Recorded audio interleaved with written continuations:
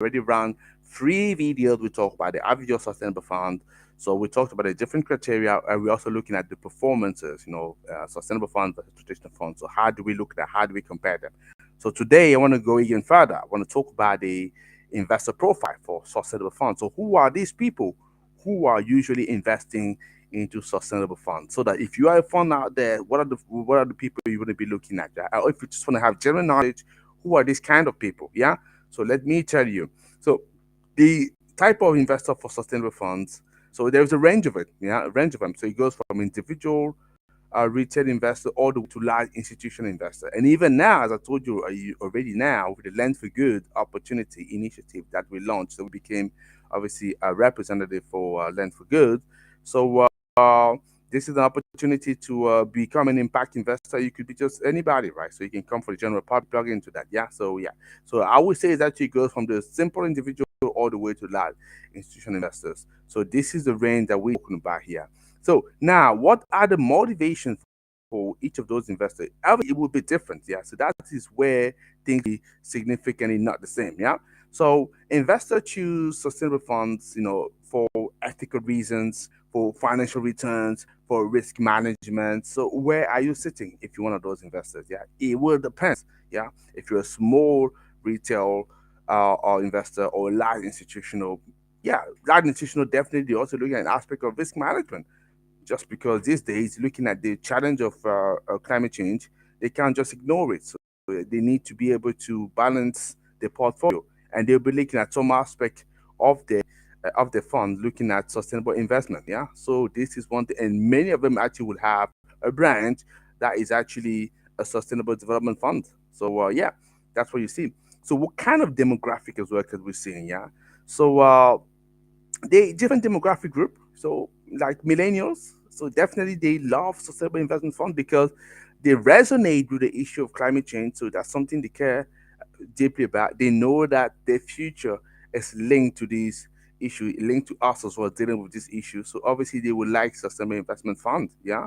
So that is one thing that you will see. You will see a lot of those young people into this demographic, yeah, into the sustainable investment fund. And because these are guys who are actually growing with us, are we getting older? They're growing. So you should expect that more of them would be looking at sustainable development fund. This is what I was saying, I think, the previous video, that the future look actually bright. Yeah.